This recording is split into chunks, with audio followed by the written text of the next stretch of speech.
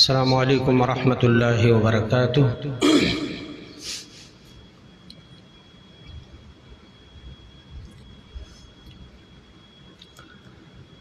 الحمد للہ رب العالمین،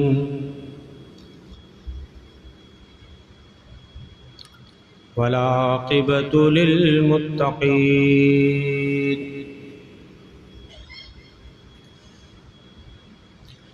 ولا عدوان الا على الظالمين، واشهد ان لا اله الا الله وحده لا شريك له، اله الاولين والآخرين،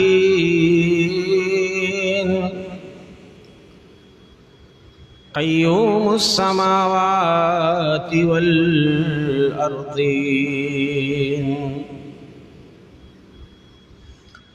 واشهد ان محمدا عبده ورسوله،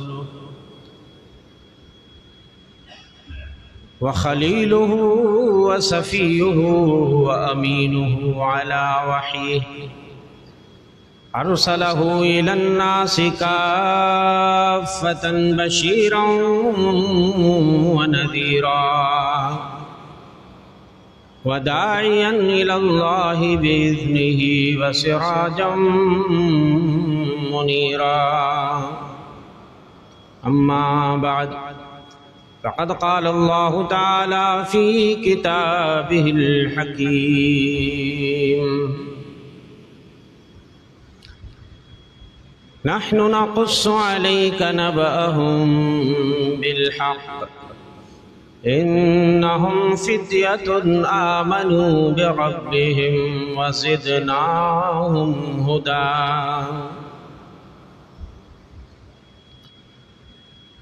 کر جوانی میں عبادت کاہلی اچھی نہیں، جب بڑھاپا گیا کچھ بات بن پڑتی نہیں،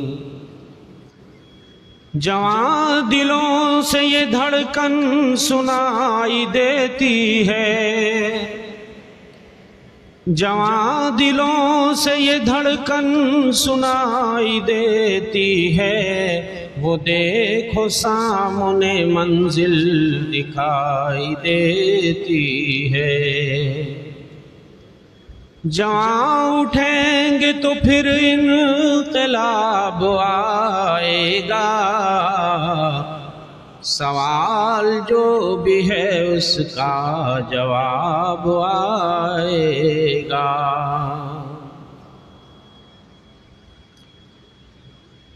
در جوانی توبہ کردن شیوے پیغمبری، وقت پیری گرگ ظالمی شود پرہیزگار۔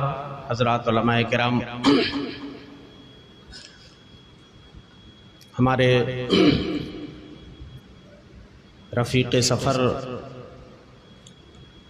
فضیلت الشیخ حبیب الرحمن ندوی حفظہ اللہ، شیخ عبدالاحد مدنی حفظہ اللہ، ہمارے شاگرد رشید عمر فاروق،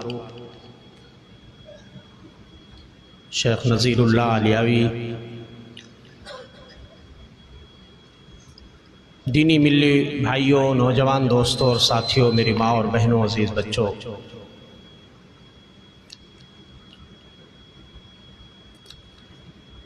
انسانی زندگی کے کچھ مراحل ہیں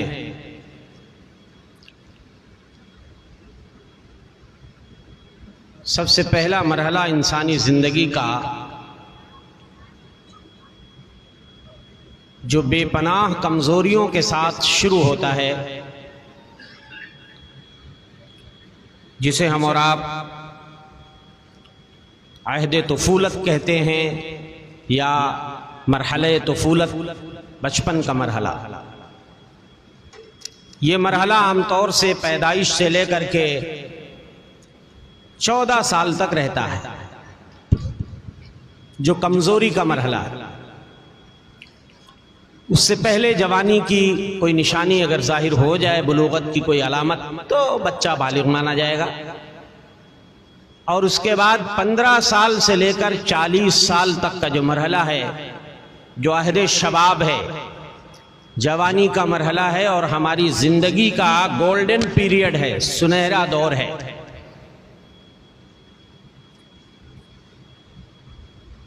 اس کے بعد تیسرا مرحلہ جو شروع ہوتا ہے، کہولت کا مرحلہ، ادھیڑ عمری کا مرحلہ 41 سال سے لے کر عام طور سے 55 سال تک ہوتا ہے۔ اس میں اختلاف کی گنجائش ہے، کچھ آگے پیچھے۔ عمومی طور پہ 55 سال تک یہ ہے آپ کا ادھیڑ عمری کا مرحلہ، اور یہ بھی کمزوری ہی کا مرحلہ ہے، اس لیے کہ 40 کے بعد یقینی طور پہ زوال شروع ہو جاتا ہے، اور اس کے بعد چوتھا اور آخری مرحلہ جو بڑھاپا ہے، جو ایک دم کمزوری کا مرحلہ کہہ لیجئے۔ تو دونوں سرے پر انسانی زندگی کا جو دونوں سرا ہے، پہلا اور آخری، یہ کمزوری کا مرحلہ ہے، اور بیچ میں جو جوانی ہے وہ طاقت کا مرحلہ ہے، قوت کا مرحلہ ہے، نشاط اور چستی کا مرحلہ ہے، ایکٹیویٹی کا مرحلہ ہے۔ اسی لیے کہا جاتا ہے کہ کسی بھی قوم اور معاشرے کی اصلاح اور ترقی کا دار و مدار نوجوانوں کے کندھے پر ہوتا ہے، اس لیے کہ نوجوان ذمہ داریوں کو اٹھانے والا ہوتا ہے، اس کے اندر صلاحیت ہوتی ہے، اس کے اندر طاقت ہوتی ہے، قوت ہوتی ہے۔ بڑھاپے میں آدمی زیادہ ذمہ داریاں نہیں اٹھا پاتا ہے، بیماریاں گھیرتی ہیں اور مجبوریاں گھیرتی ہیں، ذمہ داریاں گھیرتی ہیں، لیکن کمزوری شروع ہو جاتی ہے۔ جوانی نام ہے جذبوں اور امنگوں کا، جوانی نام ہے قوت بازو کا، جوانی نام ہے تر و تازہ ذہنیت کا، جوانی نام ہے قوت بازو کا، جوانی نام ہے بلند ہمتی کا، بلند حوصلگی کا نام جوانی ہے، اولو العزمی کا نام جوانی ہے۔ حالات کا رخ موڑنے کی صلاحیت ہوتی ہے جوانوں کے اندر، معاشرے کی کایا پلٹ کرنے کی صلاحیت ہوتی ہے جوانوں میں۔ جوان جب کھڑے ہو جاتے ہیں تو معاشرے میں انقلاب آ جاتا ہے، اور جس معاشرے میں نوجوان سو گئے، غفلت کا شکار ہو گئے، وہ معاشرہ زوال پذیر ہو جاتا ہے۔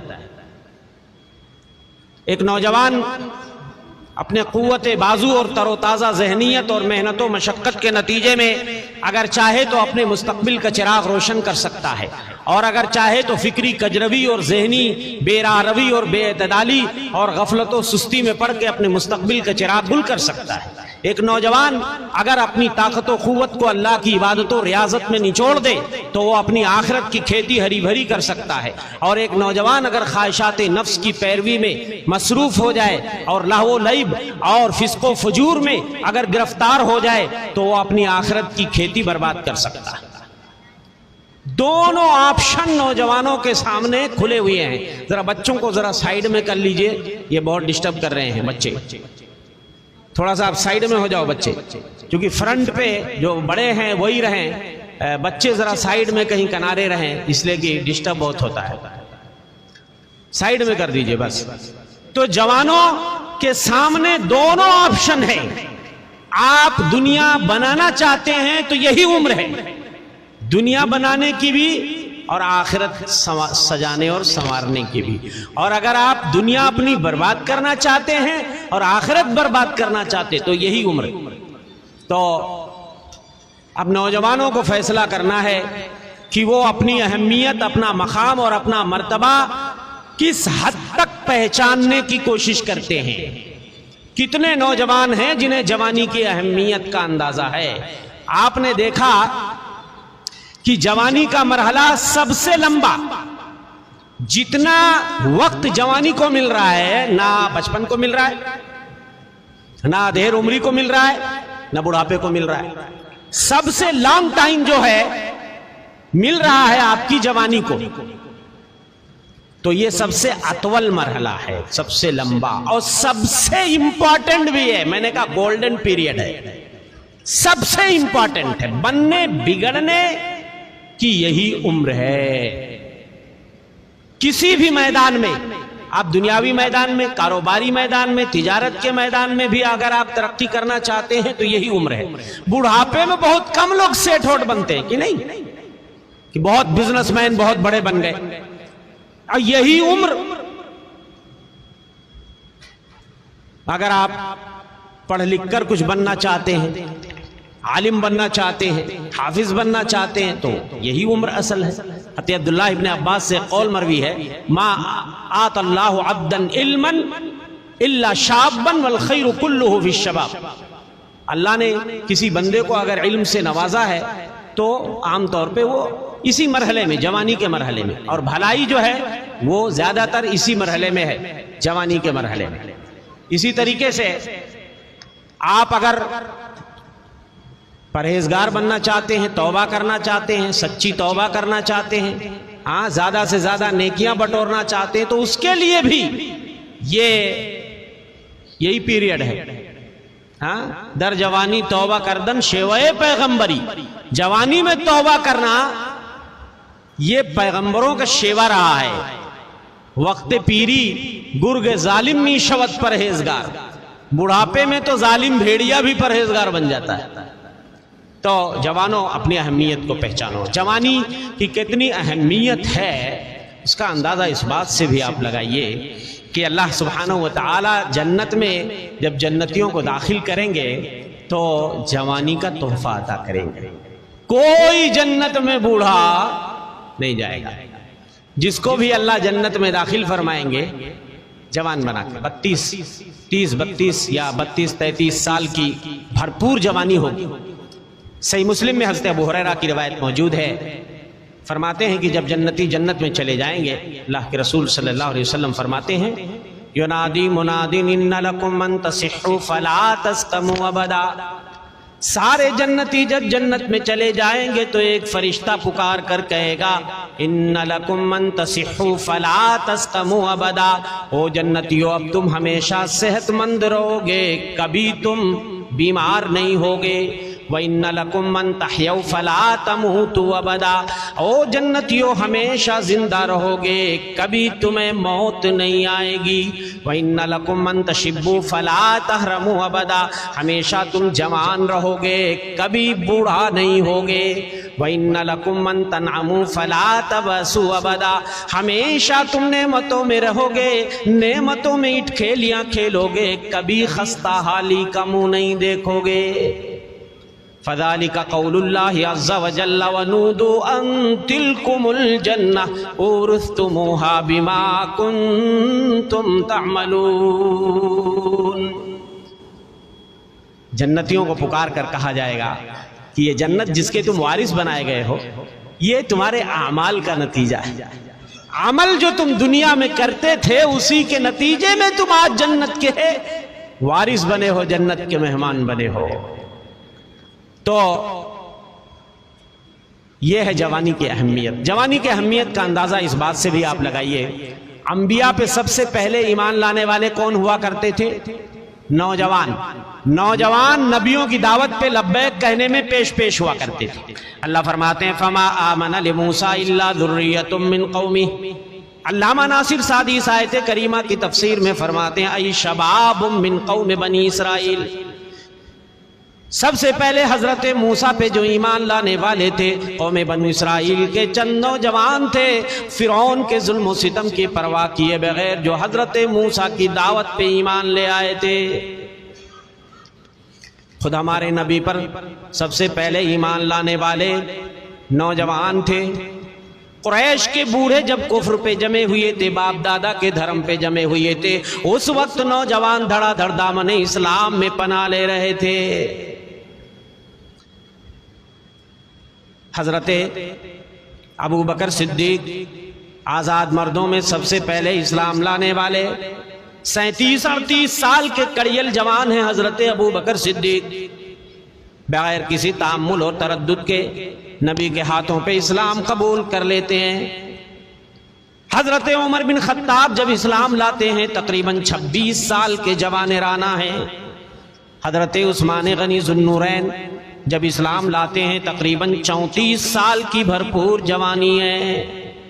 حضرت علی ابن ابی طالب تو ابھی بچے ہی ہیں۔ بچپن میں اللہ نے حضرت علی کو یہ سعادت حاصل کی بغیر کسی تعمل کے، جب اس بچے کو پتا چلا نبی کی دعوت کے بارے میں تو اسلام قبول کر لیتے ہیں، یہ بھی نہیں سوچتے چلو اپنے گھر والوں سے مشورہ کریں گے بعد میں ڈیسیژن لیں گے۔ حضرت علی ابن ابی طالب ابھی بچے ہیں، دامن اسلام میں پناہ لے لیتے ہیں۔ حضرت عمار ابن یاسر، مصعب ابن عمیر، معاذ ابن جبل، سارے نوجوان صحابہ ہیں، دھڑا دھڑ اسلام قبول کر رہے ہیں۔ قبل اس کے کہ میں کچھ نوجوان صحابہ کے واقعات بتاؤں،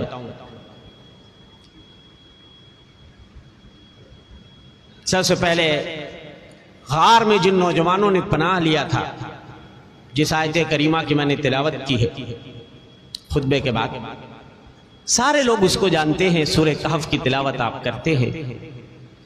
یہ چند نوجوان تھے دقیانوس بادشاہ کے زمانے میں، بڑا قدیم واقعہ ہے۔ انہیں اللہ کی معرفت اور پہچان حاصل ہو گئی۔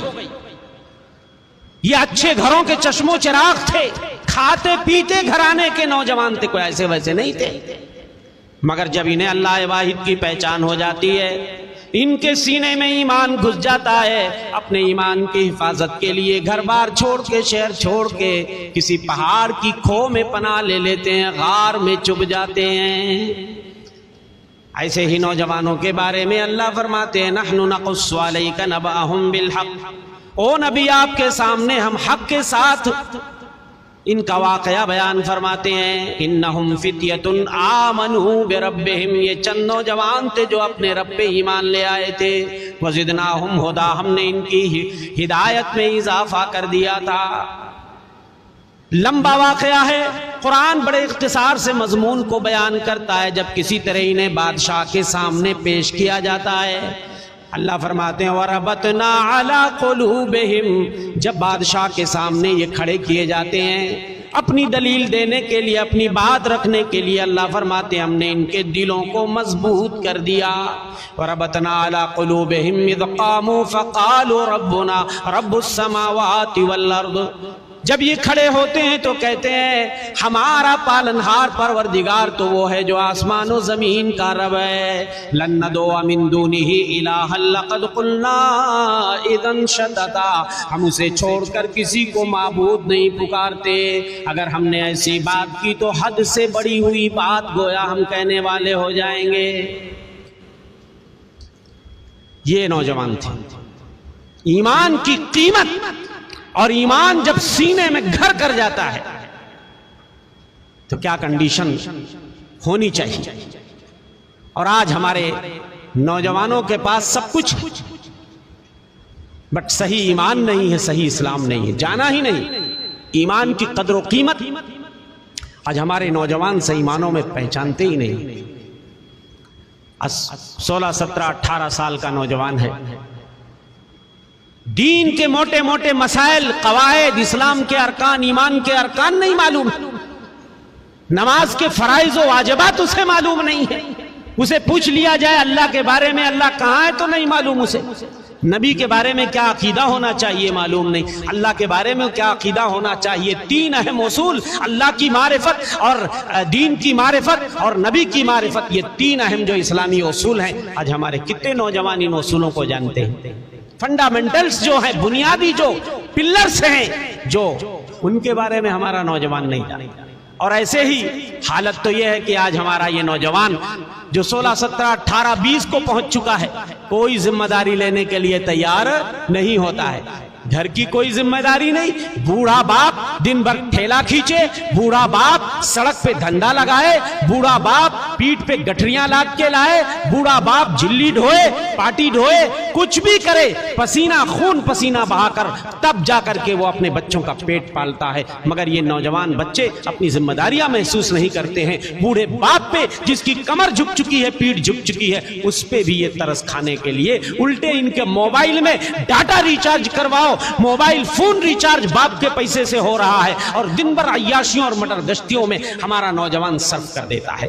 راتوں کو شب بیداری کرنا. آج مسلم محلوں میں چلے جائیے، نوجوانوں کی یہی حالت ہے. رات میں دیر رات تک بیٹھ کر کے نکڑوں پہ، چوراہوں پہ، گلیوں میں یہ آپ کو جاگتے ہوئے ملیں گے، موبائل پہ لگے ہوئے، گانا سنتے ہوئے، خرافات کے اندر یہ آپ کو مبتلا ملیں گے. جبکہ 10 بجے 11 بجے غیر مسلم محلوں میں چلے جاؤ، سناٹا ہو جاتا ہے. لیکن مسلم آبادی والے علاقے میں ہم لوگ ممبرا میں رہتے ہیں، رات میں کبھی دعوت و تبلیغ سے دیر سے آنا ہوتا ہے، کبھی 12 بجے 1 بجے 2 بج جاتے ہیں ہمیں گھر واپس ہوتے ہوئے. ممبرا میں پہنچتے ہیں تو ایسا لگتا ہے، اور وہی حال میرے خیال سے گونڈی بھی کچھ ممبرا سے مختلف نہیں ہے کہ پتہ چلا یہاں تو لگتا رات ہی نہیں ہوئی ہے. وہ چہل پہل، کھانے پینے کا دور، نوجوان ٹولیوں میں کوئی اسٹنٹ کرتا ہوا نظر آ رہا ہے. بائک لے لے کے نوجوان گروپ کی شکل میں راتوں میں نکلتے ہیں اور سڑکوں پہ اسٹنٹ کرتے ہیں، کلا بازیاں کرتے ہیں. یہ حالت ہو گئی ہے مسلم محلوں کی. میرے نوجوانوں، آپ اپنا مقام پہچانو. 16, 17, 18 سال کی عمر کوئی معمولی عمر نہیں ہوتی ہے. حضرت اسامہ ابن زید ابھی صرف ماتر 18 سال کے ہیں، مشکل سے 18 کوئی ہوئے ہیں. اللہ کے رسول صلی اللہ علیہ وسلم اپنی زندگی کے آخری مرحلے میں ہیں. 11 ہجری چل رہا ہے. اپنی وفات سے چند ایام قبل اللہ کے رسول نے ایک لشکر بھیجنے کا ارادہ کیا. جھنڈا جس نوجوان کے ہاتھ میں آپ تھماتے ہیں، مشکل سے 18 سال کا نوجوان اسامہ ابن زید، بڑے بڑے شیوخ جبکہ موجود ہیں، عمر جیسا آدمی موجود ہے، بڑے بڑے تجربہ کار بھی موجود ہیں، بڑی عمر کے لوگ ہیں، کڑیل جوان بھی ہیں، لیکن جھنڈا ایک 18 سالہ نوجوان کو ملتا ہے. ارے بھائی، لشکر کا کمانڈر ان چیف معمولی ہوتا ہے کیا؟ وہ بھی دشمنوں سے لڑنے کے لیے جانا ہے دور دراز کے علاقے میں، اور 18 سال کے بچے پہ اتنا اعتماد ہمارے نبی کرتے ہیں. جو آج 18 سال کا بچہ ساگ سبزی بھی خریدنے کا اسے علم نہیں ہے، اگر پڑھائی میں دلچسپی نہیں لیتا ہے، اس کو بھیج دو آپ مارکیٹ کی، جاؤ ساگ سبزی خرید لو، دیکھو کیا گل کھلا کے آتا ہے. حضرت معاذ ابن جبل تقریباً 19-20 سال کی جوانی ہے. اتنا علم اللہ کے رسول صلی اللہ علیہ وسلم سے سیکھ لیتے ہیں. میرے بھائیو، یمن کا گورنر بنا کے آپ کو بھیج دیا جاتا ہے. گورنر کا مطلب ذرا سمجھیے، مصلی امامت پہ بھی وہی کھڑا ہوگا، خطبے کے لیے بھی وہی کھڑا ہوگا، عید بقرعید کی نماز بھی وہی پڑھائے گا، بڑے بڑے معاملات میں فیصلے بھی وہی کرے گا. کس کی گردن کٹنی ہے، کس کا ہاتھ کٹنا ہے، کس کو کوڑے لگانے ہیں، وراثت کی تقسیم کیسے ہونی ہے، زکوٰۃ کیسے وصولنی ہے لوگوں سے، اتنے نازک مسائل اس کے کندھوں پہ ہوں گے. اور لوگوں کی معاشی حالت کو بھی دیکھنا ہے، کون خستہ حال، کون پریشان حال، کون بھوکا، کون ننگا. اتنی ساری ذمہ داریاں 19-20 سال کے جوان کے کندھے پہ ڈالی جا رہی ہے.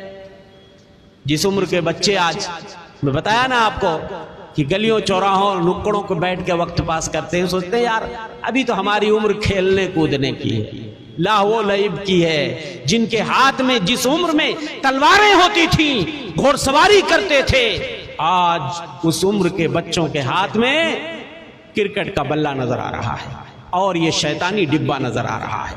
دن بھر بیٹھ کے سوشل میڈیا پہ ٹائم پاس کر رہا ہے. میرے بھائیوں، حضرت مصعب ابن عمیر، مکے میں کوئی نوجوان ان سے زیادہ اچھا کپڑا نہیں پہنتا تھا، اچھے جوتے نہیں پہنتا تھا، نہ کسی کے بال ان سے خوبصورت تھے، نہ ان سے زیادہ اچھا کوئی پرفیوم، کوئی خوشبو استعمال کرتا تھا. ان کی ماں مکے کی بڑی مالدار خاتون ہوا کرتی تھی. اپنے بیٹے کے لیے حضرمی جوتے آرڈر کر کے بنواتی تھی، دوسری جگہ سے منگواتی تھی۔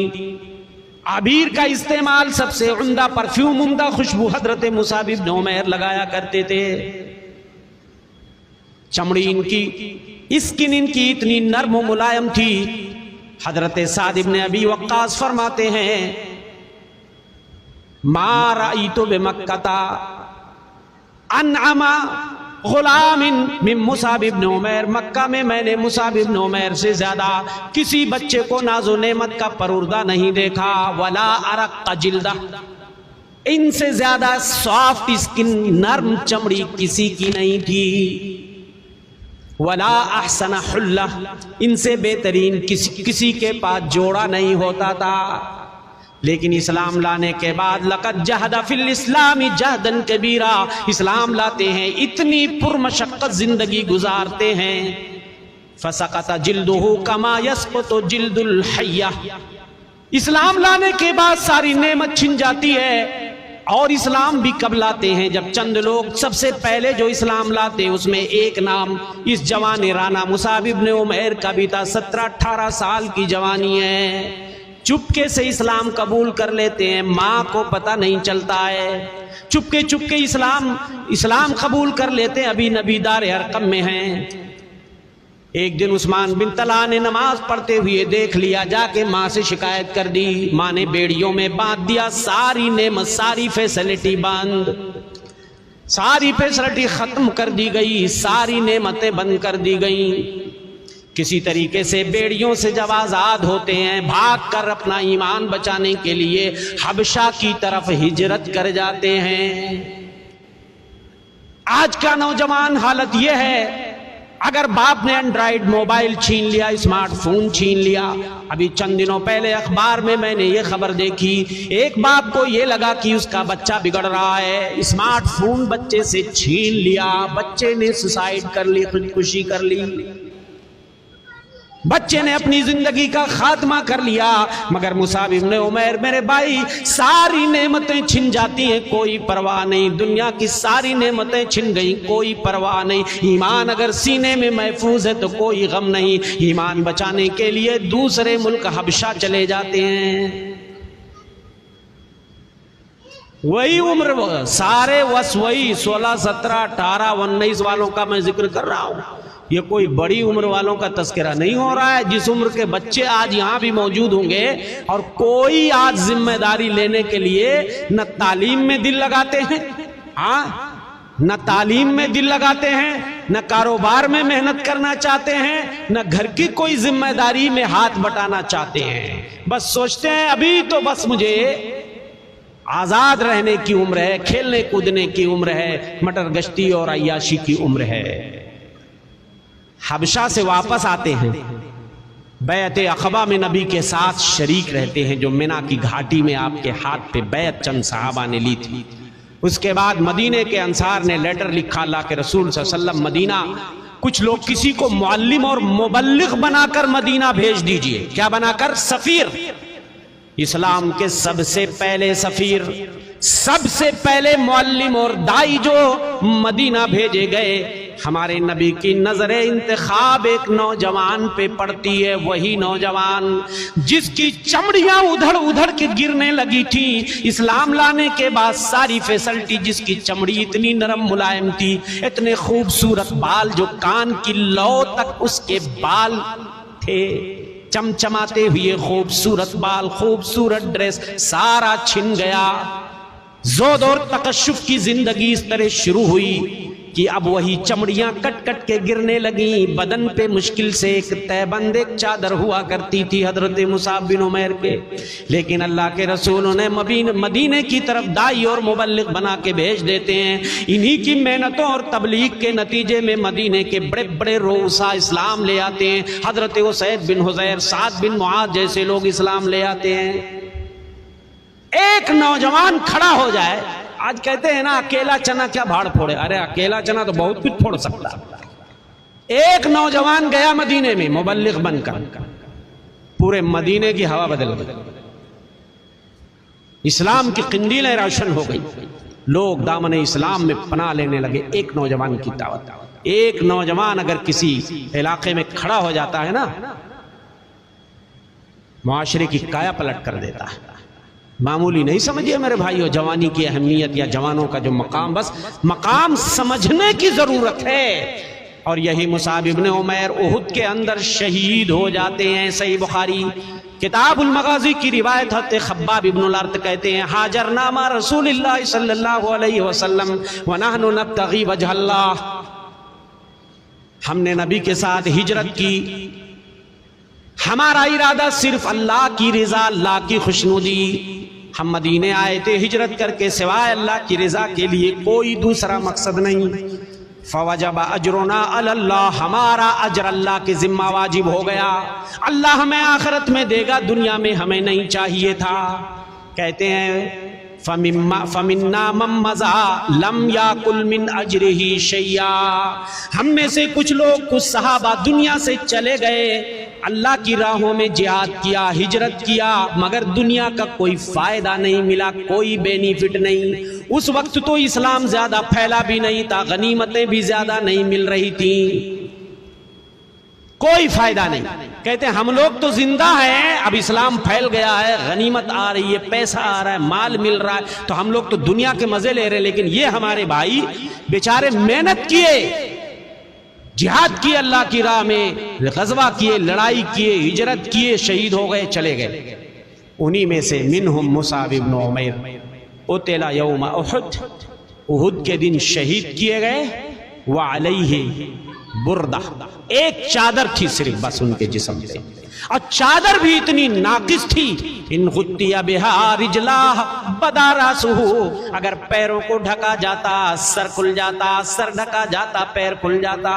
کائنات کے امام مدنی سردار نے فرمایا اس چادر سے سر والے حصے کو ڈھانک دو. وجعلوا علی رجلیہ من الاذخر، اور ان کے پیروں پہ اذخر نامی گھاس کاٹ کے لاؤ ڈال دو، اسی کو کفن بنا دیا گیا. یا اس طریقے سے اس دور کے نوجوان اپنی ذمہ داریوں کو محسوس کرتے تھے. حضرت طلحہ بن عبید اللہ، یہ بھی بالکل شروع میں جو لوگ اسلام لائے مکے میں، طلحہ بن عبید اللہ کا بھی نام ہے، بالکل نوجوان ہیں، نوخیز ہیں، اسلام قبول فرماتے کرتے ہیں، ہجرت کر کے آتے ہیں مدینہ. احد کی لڑائی پیش آ جاتی ہے. ایک وقت ایسا آتا ہے احد کی لڑائی میں صرف 11 صحابہ آپ کا ڈیفنس اور بچاؤ کر رہے ہیں. بھگدڑ مچ گئی، پیر اکھڑ گئے لوگوں کے جنگ کے دوسرے راؤنڈ میں. ایک نادانی کہہ لیجئے یا نبی کی نافرمانی کہہ لیجئے، اس کے نتیجے میں بڑا نقصان ہو گیا، 70 صحابہ شہید کر دیے گئے. ہمارے نبی کے ساتھ 11 صحابہ آپ کا ڈیفنس کر رہے ہیں، آپ کا دفاع کر رہے ہیں، آپ کا بچاؤ کر رہے ہیں. جب دشمنوں کا یلغار ہوتا، دشمن کا کوئی تیر آتا، حضرت طلحہ بن عبید اللہ کہتے اللہ کے رسول مجھے ڈیفنس کرنے دیجئے، بچاؤ کرنے دیجئے. اللہ کے رسول کھینچ کے انہیں پیچھے کر لیتے، کما انتا، یہیں روکے رہو. کوئی دوسرا صحابی بڑھتا اور لڑتے لڑتے 11 صحابہ نبی کے سامنے جام شہادت نوش کر لیتے ہیں، شہید ہو جاتے ہیں. اب باری حضرت طلحہ بن عبید اللہ اکیلے بچتے ہیں. آپ کہتے ہیں طلحہ اب تم زور آزمائی کرو، اب تم اپنے جوہر دکھاؤ. حضرت طلحہ بن عبید اللہ بڑھتے ہیں. حدیث کے الفاظ ہیں فقاتل قتال ال11، 11 کی طرح اکیلے لڑتے ہیں، یہاں تک کہ انگلی کٹ جاتی ہے. انگلی جب کٹتی ہے تو حس سے کہتے ہیں، درد کا جب احساس ہوتا عربی میں حس سے، جیسے ہم لوگ سی بولتے ہیں. تو اللہ کے رسول صلی اللہ علیہ وسلم نے فرمایا طلحہ تم نے حس سے کیوں کہا؟ لو قلت بسم اللہ، جب انگلی کٹی تھی تم اگر بسم اللہ کہہ لیتے، لرفعت کل ملائکہ، فرشتے تمہیں آسمان کی بلندی پہ اٹھا لے جاتے. اتنا تمہارا اونچا مقام ہے اللہ کی نگاہ میں. اب بہت سے صحابہ کو فرشتے اٹھا کے بھی لے گئے. عامر ابن فہیرہ جیسا نوجوان جو سفر ہجرت میں ساتھ تھے، جب بیر معونہ میں شہید کر دیے گئے عامر ابن فہیرہ، فرشتے ان کی لاش کو آسمان کی بلندی پہ اٹھا کے لے کے چلے گئے. نظر ہی نہیں آ رہی تھی لاش. ایسے ایسے نوجوان گزرے ہیں میرے بھائی، ان کا جوش اور جذبہ اور ولولہ، اور آج کے نوجوانوں سے کمپیئر کیجئے کہ آج ہمارا نوجوان کہاں پڑا ہوا ہے، کس سستی اور غفلت میں۔ اللہ کے رسول صلی اللہ علیہ وسلم کی یہ عادت تھی کہ لڑائی سے پہلے آپ ایک نظر ڈالتے تھے لشکر پہ، اگر بچے کم سن ہوتے جو عام طور پہ 15 سال سے کم ہوتے تو انہیں آپ ریٹرن کر دیتے تھے۔ جو ابھی 11 12 13 والے جذباتی ہوتے تھے، ابھی 11 12 13 سال کی عمر کیا ہوتی ہے، پھر بھی اس وقت بہت سے بچے وہ اپنے آپ کو پیش کرتے تھے لڑائی میں شرکت کے لیے کہ اللہ کے رسول صلی اللہ علیہ وسلم مجھے بھی پرمیشن دے دیجئے، میں لڑنا چاہتا ہوں دشمنوں کے ساتھ۔ ایک لڑائی میں حضرت رافع ابن خدیج بھی بچے ہیں لیکن بہت زبردست تیر انداز تھے، ابھی 15 نہیں پہنچے۔ اللہ کے رسول صلی اللہ علیہ وسلم نے دیکھا، خصوصی انہیں پرمیشن دے دیا، ہاں چلو تم چل سکتے ہو۔ ان کے ایک ساتھی تھے حضرت سمرہ ابن جندب۔ سمرہ ابن جندب بڑی تکلیف ہوئی کہ میرے ساتھی کو اللہ کے رسول صلی اللہ علیہ وسلم نے پرمیشن دے دیا اور مجھے ریٹرن کر دیا۔ رونے لگے، اپنے باپ سے کہتے ہیں جو ان کے سگے باپ نہیں تھے، کہنے لگے میں بھی جانا چاہتا ہوں، رافع کو اللہ کے رسول صلی اللہ علیہ وسلم نے پرمیشن دے دیا، میں رافع کو پٹک سکتا ہوں، میرے اندر اتنی طاقت۔ گئے، انہوں نے بات کیا کہ اللہ کے رسول صلی اللہ علیہ وسلم رافع کو آپ نے اجازت دے دیا، ہمارا سمرہ چھوٹا بہت پریشان ہے اور کہتا ہے میں رافع کو پٹک دوں گا۔ آپ نے کہا ٹھیک ہے، بلاؤ۔ دونوں کے درمیان کشتی کرائی گئی تو یقیناً حضرت سمرہ ابن جندب نے پٹک دیا حضرت رافع۔ اللہ کے رسول صلی اللہ علیہ وسلم نے انہیں بھی اجازت دے دی، پرمیشن دے دی، چلو تم بھی چلو۔ یہ جذبہ ہوتا تھا۔ غزوہ بدر میں پتہ ہے آپ کو، حضرت عبد الرحمن ابن عوف کہتے ہیں، صحیح بخاری کتاب المغازی کی روایت ہے، انی لفی الصف یوم بدر، بدر کے دن پتہ ہے آپ کو پہلے لوگ صف بندی کر کے لڑتے تھے، صف بنا کے، دشمنوں کی صفیں ہیں، مجاہدین کی صفیں ہیں، دشمنوں کی صفیں ہیں، لوگ صف بنا کر کے لڑتے تھے۔ وہ لڑائی اصلی ہوا کرتی تھی، جمع مردی اور شجاعت کے جوہر اس وقت لوگ دکھاتے تھے جب تلوار اور نیزے کی لڑائی ہوا کرتی تھی آمنے سامنے۔ حضرت عبد الرحمن بن عوف کہتے ہیں انی لفی الصف یوم بدر، ابھی میں صف میں کھڑا ہوں، ابھی الغار نہیں ہوا ہے، ابھی گھمسان کی لڑائی شروع بھی نہیں ہوئی ہے، ابھی تو ہم کھڑے ہوئے ہیں۔ کہتے ہیں فَإِذَا الْتَفَتُّ فَإِذَا عَنْ يَمِينِي وَعَنْ يَسَارِي فَتَيَانِ حَدِيثَ السِّنِّ، دائیں مڑ کے دیکھتا ہوں، بائیں مڑ کے دیکھتا ہوں تو دو نوخیز بالکل نئی عمر کے جیسے، ہمارے وہاں کہتے ہیں نا ایک دم ابھی لڑک پلا ہے، ابھی تو یہ بالکل ہد ہد ہے، بالکل ایک دم چھوٹے ایک دم۔ بولے دائیں طرف ایک بچہ، بائیں طرف ایک بچہ۔ میں نے کہا یار فَكَأَنِّي لَمْ آمَنْ بِمَكَانِهِمَا، بخاری کی روایت، میں اپنے آپ کو سرکشت محسوس نہیں کرتا، سیف نہیں محسوس کرتا تھا۔ بھئی دو کڑیل نوجوان کے بیچ میں اگر آپ ہیں نا تو تھوڑا سا آپ کو ڈھارس بدے گی اور آپ کو ہمت آئے گی کہ یار میرے ادھر بھی ایک کڑیل جوان ہے، ایک ادھر بھی کڑیل جوان ہے، مگر آپ لڑائی میں صف میں ہیں، دشمن آپ کے سامنے ہے اور ایک ادھر بھی چھوٹا بچہ اور ادھر بھی چھوٹا بچہ، کیا کریں گے یہ دونوں؟ کہیں دشمنوں کا الغار ہوا تو کہنے لگے میں اپنے آپ کو سیف محسوس نہیں کر رہا تھا کہ یار غلط جگہ میں کھڑا ہوگا، صحیح جگہ نہیں کھڑا ہوگا۔ کہ اتنے میں چپکے سے ایک بچہ پوچھتا ہے یا عمی ارنی ابا جہل، او چچا، چچا تو نہیں تھے بٹ احتراماً کہا چچا مجھے ابو جہل کا بتا دیجئے۔ کون ہے ابو جہل؟ کو تو بھی جانتے بھی نہیں تھے، وہ بڑی چھوٹی عمر کے بالکل تھے۔ تو کہنے لگے مجھے تعجب ہوا کہ ان کی عمر دیکھ رہا ہوں اور ان کا سوال سن رہا ہوں، کہاں ابو جہل جیسا شورما، کہاں اتنا بہادر سردار، اور کہاں یہ بچہ اور ابو جہل کے بارے میں پوچھ رہا ہے۔ اتنے میں دوسرا اپنے ساتھی سے بچتے ہوئے پوچھتا یا عمی ارینی ابا جہل، چچا ابو جہل بتائیے نا کون ہے اس میں سے سامنے جو دشمن کی فوج کھڑی ہے۔ حضرت عبد الرحمن کہتے ہیں میں نے کہا او بیٹو ابو جہل کا کیا کرو گے؟ اتنے میں ابو جہل سامنے گھوڑے پہ بیٹھ کر آتا ہوا دکھائی دے دیا، میں نے اشارہ کر دیا یہ رہا ابو جہل۔ دونوں بچے نہ آؤ دیکھتے ہیں نہ تاؤ، بخاری کی روایت فشد علیہ مثل الصقرین، دونوں بچے تلوار لے کر کے اس کے اوپر اتنی تیزی کے ساتھ ٹوٹ پڑتے ہیں جیسا ایک باز اپنے شکار پہ ٹوٹتا ہے. باز کی طرح دونوں بچے جھپٹا مارتے ہیں, ابو جہل کو مار کے گرا دیتے ہیں. وہ دونوں بچے معاذ اور معوذ تھے. یہ بہادری تھی اس وقت کے بچوں. اور ہمارا بچہ من کا نہیں, سوائے وہی کرکٹ کا بلہ, اسی میں ساری توانائی, وہی ساری محنت اور ساری کمائی وہی. اچھے نوجوانوں, میں نے کہا یہ عمر ہے بننے بگڑنے کی میرے بچوں. پڑھائی پہ توجہ دو. کسی وجہ سے اگر آپ کی پڑھائی نہیں ہو پا رہی ہے تو کچھ ہنر سیکھو, کچھ کاروبار میں باپ کا ہی ہاتھ بٹاؤ, کچھ تو کرو نا یار. صرف وقت گزاری کر کے یہ تمہاری زندگی کا جو گولڈن پیریڈ ہے, سنہرا دور, یہ ضائع ہوتا چلا جا رہا ہے. اور بعد میں سوائے پچھتائے.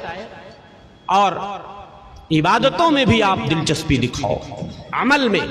آج کتنے نوجوان ہیں جو مسجدوں میں آتے ہیں, چند گنے چنے, جبکہ محلے میں نوجوان بھرے پڑے. ہمارا نوجوان یہ سوچتا ہے ابھی توبہ کی عمر نہیں ہے, ابھی نیکی کی عمر نہیں ہے, ابھی سے داڑھی رکھ لیے مسجد جان لگے تو لوگ کیا کہیں گے. ہاں, آدھیڑ عمری میں کر لیں گے توبہ, بڑھاپے میں کر لیں گے توبہ. میرے بچوں یہ مت بھولو, قبرستانوں میں ایسے نوجوانوں کی قبریں بڑی پڑی ہوئی ہیں جنہوں نے ادھیر عمری میں یا بڑھاپے میں توبہ کی نیت کی تھی, مگر موت نے انہیں مہلت نہیں دی. ملے خاک میں اہل شاں کیسے کیسے, ہوئے نامور بے نشاں کیسے کیسے. ملے خاک میں اہل شاں کیسے کیسے, ہوئے نامور بے نشاں کیسے کیسے. زمیں کھا زمکی ہو گئے لامکاں کیسے کیسے, زمیں کھا گئی نوجوان کیسے کیسے. جگہ جی لگانے کی دنیا نہیں ہے, یہ عبرت کی جا ہے تماشا نہیں ہے. میرے نوجوانوں, عبادتوں میں دلچسپی پیدا کرو. عبادت کی بھی صحیح عمر یہی ہے.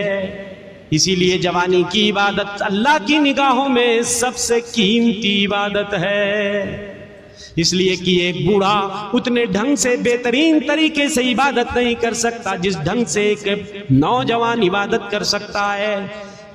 ایک نوجوان جتنی دیر رکوع میں رہ سکتا ہے ایک بوڑھا نہیں رہ سکتا. ایک نوجوان جتنی دیر سجدے میں اللہ کے حضور گر سکتا ہے ایک بوڑھا نہیں گر سکتا. بوڑھے تو بیچارے کتنے کرسیوں پہ آ جاتے ہیں, کتنے لوگ صحیح ڈھنگ سے زمین پہ سجدے بھی نہیں کر پاتے ہیں, پیٹھ ان کی اکڑ جاتی ہے.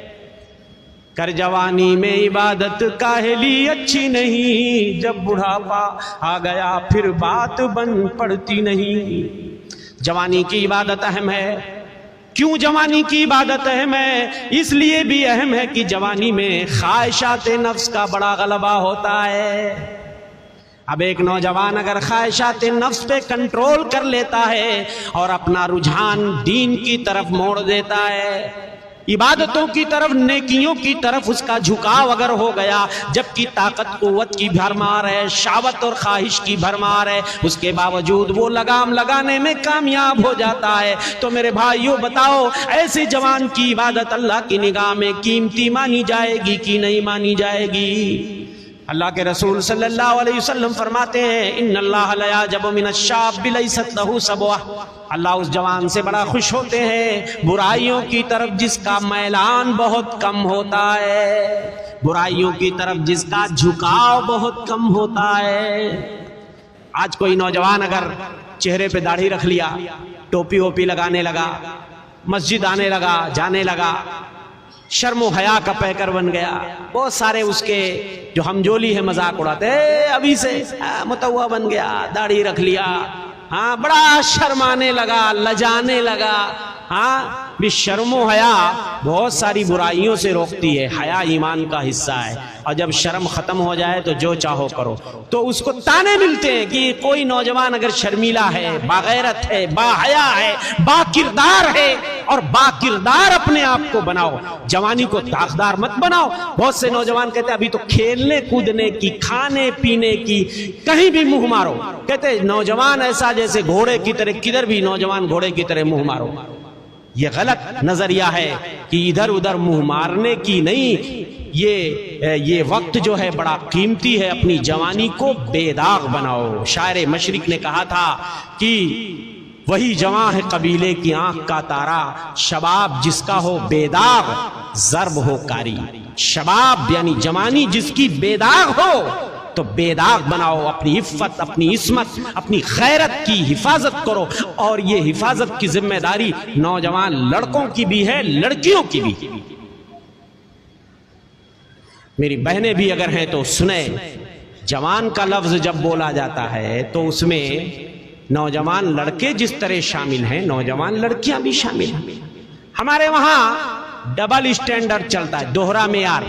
ہاں, ہمارے وہاں اگر اللہ نہ کرے کوئی لڑکی اگر اس سے کوئی غلط فعل سرزد ہو جائے یا اس کے قدم بھٹک جائے تو لوگ کہتے ہیں نا معاشرے میں ہماری ناک کٹ گئی.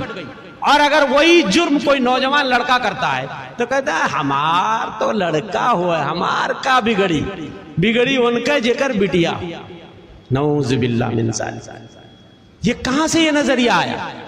لڑکا ہے تو کچھ نہیں بگڑے گا, آپ کی ناک نہیں کٹے گی. ہاں, آدمی کو اپنے ایمان, اپنی غیرت کا مراجعہ کرنا چاہیے. جس طرح ایک لڑکی اگر غلط قدم اٹھاتی ہے تو معاشرے کی ناک کٹنے لگتی ہے, ایسے ایک نوجوان لڑکا اگر غلط قدم اٹھاتا ہے تب بھی معاشرے کی ناک کٹنی چاہیے, اس کی سرزنش ہونی چاہیے, اس کو ڈانٹ ڈپٹ کی ضرورت ہے, مارنے کی ضرورت ہے, سزا دینے کی ضرورت ہے, جس طرح ایک لڑکی کو آپ سزا دیتے ہو. مگر لڑکوں کو چھوڑ دیا جاتا ہے, تو یہ نظریہ بالکل غلط ہے. ایسے ہی میرے نوجوان دوستو, کتنے نوجوان ایسے ہیں کہ جو جوانی میں بارش یا داڑھی اپنے چہرے پہ سجاتے ہوئے شرماتے ہیں. ہاں, جبکہ چہرے پہ اگر داڑھی ہے تو چہرہ کتنا نورانی ہو جاتا ہے. ہاں, یہ تو مشابہت ہے. جس طرح مشابہت کے لیے لعنت آئی ہے, لعن رسول اللہ صلی اللہ علیہ وسلم المتشبہین من الرجال بالنساء. وہ مرد جو عورتوں کی مشابہت اختیار کرتے ان پہ لعنت ہے. والمتشبہات من النساء بالرجال, اور ان عورتوں پہ بھی لعنت جو مردوں کی نقالی کرتی. تو نوجوان لڑکیاں بھی سنیں, لڑکے بھی سنیں, جو نوجوان یا جو مرد بھی داڑھی اگر موڑتا ہے تو وہ عورتوں کی نقالی کر رہا ہے. اللہ نے فطری طور پہ مردوں کے چہرے پہ داڑھی اگائی ہے, عورتوں کے چہرے پہ داڑھی نہیں اگتی. اور ایسے ہی جو بہنیں مردوں کی نقالی کرتی ہیں, آج اونچی شلواریں, اونچی شلواروں کا رواج ہوتا جا رہا ہے. جبکہ حکم کیا ہے؟ جب اللہ کے رسول صلی اللہ علیہ وسلم نے مردوں کو حکم دیا کہ وہ اپنا ازار اوپر اٹھائیں, ٹخنے سے اوپر, ٹخنا کھلا ہونا چاہیے. ذرا اس دور کی عورتوں کی غیرت دیکھیے, انہوں نے فوراً سوال کیا ماذا یصنع النساء بذیولہن یا رسول اللہ, عورتیں کیا کریں اپنے دامن؟ آپ نے کہا یرخین شبرن, ایک بالشت نیچے کریں. عورتوں نے کہا اذن تنکشف اقدامہن یا رسول اللہ صلی اللہ علیہ وسلم, عورتوں کے قدم دکھ جائیں گے, ایک بالشت سے کام نہیں چلے گا. آپ نے کہا ایک ہاتھ بڑھاؤ, یرخین ذراعا ولا یزیدنا علیہ, اس سے زیادہ نہیں. آج یہ شلواریں اوپر کو جا رہی ہیں, مردوں کی نقالی آج عورتیں کر رہی ہیں. ہاں, اور یہ ساری وبا, یہ فیشن پرستی نوجوان بچیوں میں, معاف کیجئے گا, یہ پڑوسی ملک سے زیادہ امپورٹ ہو کر کے ہمارے وہاں آ رہا ہے. وہ پڑوسی ملک میں جو اونچی شلواروں کا جو ایک رواج ہے وہیں کے ڈرامے دیکھتی ہیں. آج ہماری مسلم بچیاں وہ پڑوسی ملک کے ڈرامے دیکھتی ہیں, اور اس میں جو عورتیں آتی ہیں جس طرح ان کا لباس ہوتا ہے, اور میک اپ کا یہ عالم ہے. میک اپ اور فیشن پرستی ہر جگہ ہے, ہمارے وہاں بھی ہے, لیکن پڑوسی ملک میں چاہے روٹی کھانے کے لیے نہ ہو, بٹ فیشن بھر بھر کے, فیشن اور میک اپ کے سامان جتنے وہاں بکتے ہیں شاید پوری دنیا میں کہیں بکتے ہو. اور یہ ڈرامے دیکھ دیکھ کے ہماری لڑکیاں، ہماری عورتیں یہ وہیں سے سیکھتی زیادہ تر. تو یہ اونچی شلواروں کا جو رواج چلا ہے مسلم عورتوں میں، لڑکیوں میں، یہ صحیح نہیں ہے. ڈریس کو نیچے گراؤ. ایسے ہی جو نقالی کرتی، اللہ کے رسول صلی اللہ علیہ وسلم، حضرت عائشہ سے پوچھا گیا کہ ایک عورت ہے جو جوتا پہنتی ہے مردوں کی طرح، ان امراتن تلبس النعال، مردوں کے جیسا جوتا پہنتی ہے. تو آپ نے کہا، اللہ کے رسول صلی اللہ علیہ وسلم نے لعنت بھیجی ہے ان عورتوں پر جو مردوں کی نقالی کرتی ہے. اور نقالی صرف کپڑے میں نہیں ہے، چال میں بھی ہے، ڈھال میں بھی ہے، انداز گفتگو میں بھی ہے، ہر چیز میں بھی. مردانہ چھاپ جو عورتیں ہوتی ہیں نا، ان کو الرجلہ من النساء کہا گیا ہے، الرجلہ من النساء. اور ایسی عورتیں کو ملعون کہا گیا ہے، جنت میں نہیں جائیں گی ایسی عورتیں، وہ ہیں الرجلہ من النساء. رجلہ من النساء کا مطلب مردانہ چھاپ عورتیں. تو اس لیے ضرورت ہے کہ میری بہنوں، نوجوان بچیوں بالخصوص اپنی نسوانیت کی، اپنے پردے کی اور اپنی غیرت کی، اپنی عفت و عصمت کی تم بھی حفاظت کرو. فیشن پرستی، زیب و زینت ٹھیک ہے، زیب و زینت عورتوں کے لیے مطلوب چیز ہے، بالخصوص جو شوہر والی عورتیں ہیں جو، لیکن زیب و زینت کا مطلب بیجا فیشن پرستی نہیں ہے. عورتیں زینت کریں گی لیکن شریعت کے دائرے میں رہ کر کے. کتنی نوجوان لڑکیاں آج بیوٹی پارلروں میں جا کر کے کیا کرتی ہیں؟ ایبرو بنواتی ہیں، ایبرو، بال میں بال جوڑتی ہیں. لعنت آئی ہے. لعن رسول اللہ صلی اللہ علیہ وسلم النامسا والمتنمسا. لعنت آئی، اللہ کے رسول نے لعنت بھیجی. اور لعنت کا مطلب سمجھ لیجیے اللہ کی رحمت سے دوری. لعنت آئی ہے ان عورتوں کے لیے جو ایبرو کے بال بناتی ہیں، یہ جو بنواتی ہیں. والواشما والمستوشما. لعنت آئی ہے ان عورتوں کے لیے جو ٹیٹو بنواتی ہیں، گدنے گداتی ہیں یا گدنے گدواتی ہیں. اور ایسے ہی وہ عورتیں الواسلا والمستوسلا، جو عورتیں اپنے بال میں بال جوڑتی ہیں یا جڑواتی ہیں. بال میں بال. حضرت معاویہ کے بارے میں آتا ہے، مدینہ آئے، جب حج کے لیے آئے تو مدینہ آئے اور بال کا ایک گچھا لے کر کے منبر پہ چڑھ گئے. ناراض ہو کر کے کہنے لگے، این علماؤکم یا اہل المدینہ، او اہل مدینہ تمہارے علماء کہاں سو گئے؟ بنو اسرائیل ہلاک ہو گئے جب ان کی عورتوں نے اپنے بالوں میں نقلی بال جوڑنے، الگ سے ایکسٹرا بال اپنے بالوں کو بڑا کرنے کے لیے جب انہوں نے جوڑنا شروع کر دیا تو بنو اسرائیل کے لوگ ہلاک ہو گئے. او اہل مدینہ تمہارے علماء کہاں سو گئے؟ اس طرح کی فحاشیاں اور منکرات اور بے حیائیاں معاشرے میں پھیل رہی ہیں. علماء کی ذمہ داری سب سے پہلے بنتی ہے، علماء کو آئینہ دکھانا سب سے پہلے ضروری ہو جاتا ہے. اس طرح کی چیزوں پہ نکیر کریں علماء. تو فیشن پرستی کا ایک دائرہ، اور مسلم محلوں میں، مسلم علاقوں میں اتنے بیوٹی پارلر کی اللہ کی پناہ. میں نے کہا زینت عورتیں اختیار کریں گی. بھئی زینت کی چیزیں زیادہ تر عورتوں ہی کے لیے ہیں. ہاں، زیورات مرد تو نہیں پہنتے، حرام ہے. سونے چاندی کے زیورات عورتوں کو اجازت ہے. ریشم کا کپڑا مردوں کے لیے حرام ہے، عورتوں کے لیے جائز ہے. لیکن زینت کے کچھ آداب ہوا کرتے ہیں، زینت کے. اور بنو اسرائیل کی ہلاکت کا ایک سبب، جہاں بہت سے اسباب ہیں، بیجا فیشن پرستی. صحیح ابن خزیمہ کی روایت ہے، ان اول ما ہلک بنو اسرائیل، سب سے پہلے بنو اسرائیل ہلاک ہو گئے بان نساء الفقیر کانت تکلفہ من الثياب والصیغ ما تکلف امرأة الغنی. سب سے پہلے بنو اسرائیل ہلاک ہو گئے اس لیے کہ غریب کی بیوی اپنے شوہر سے وہ ڈیمانڈ کرتی تھی، ان کپڑوں ان زیورات کا ڈیمانڈ جو مالداروں کی بیویاں کرتی تھی. مالداروں کی بیویاں جن گہنوں اور زیورات اور جن کپڑوں اور جن ڈریس کا مطالبہ کرتی تھی، غریبوں کی بیویوں نے بھی کرنا شروع کر دیا. جب غریبوں کی بیویاں بڑوں کے گھروں میں جاتی تو دیکھتی، ہاں ان کی بیویاں تو سر سے پیر تک لال پیلی ہیں، گہنے زیور میں بالکل اٹی ہوئی ہیں، بھاری بھاری ڈریس جو ہے. تو اب آ کر کے اپنے شوہروں سے کہتی تھی، ڈیمانڈ کرتی تھی کہ ہم ہوں کہ چاہیے ویسے فلانے کے گھرے گئے رہے، دیکھو ان کے گھر کی عورتیں ماشاءاللہ. تو اب بیچارہ غریب کہاں سے لائے گا؟ گردن ہی نہ کاٹے گا۔ حرام کمانے پہ اکساتی تھیں اپنے شوہروں کو، تو وہ بیچارے حرام کما کے لاتے تھے اور شوہروں اور اپنی بیویوں کی فرمائشات پوری کرتے تھے، اور بنو اسرائیل جو ہلاک ہو گئے ان کے اسباب میں سے، ہلاکت کے اسباب میں سے ایک بنیادی سبب ان عورتوں کی بیجا فیشن پرستی اور بیجا زیب و زینت کا اظہار اور فیشن میں بہت آگے نکل جانا، یہ بھی ایک سبب تھا۔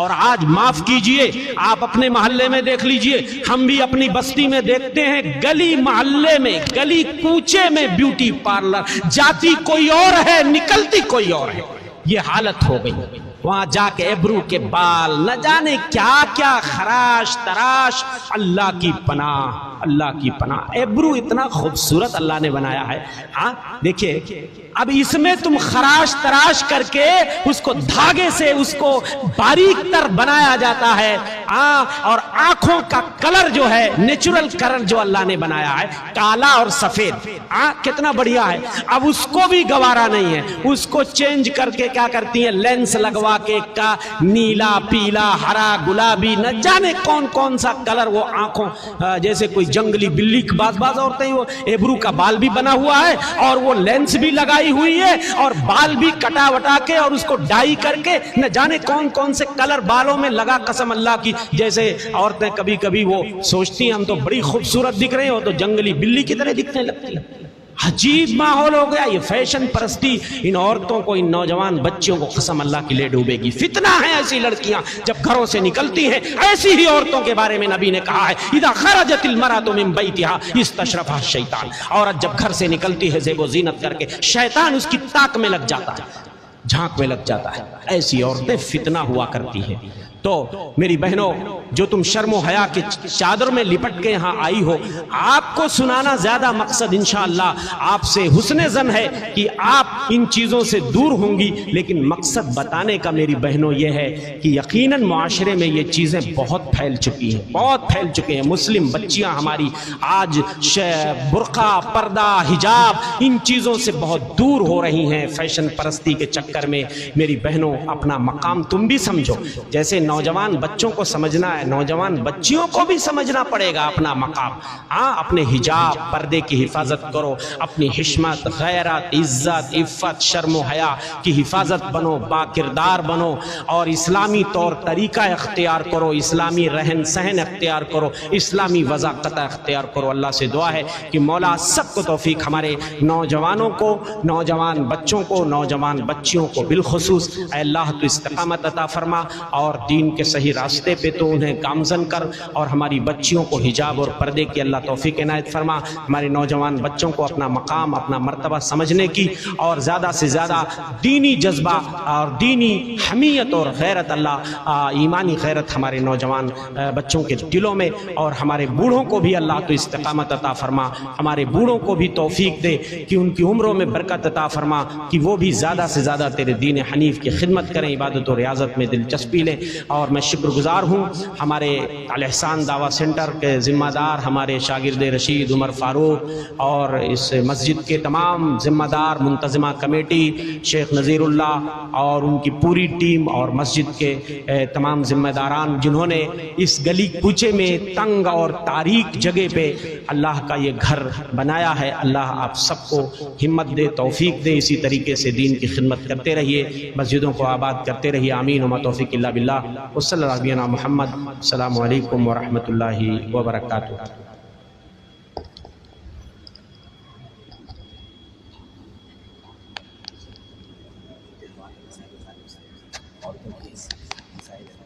جی اس کا مجموعہ جو ہے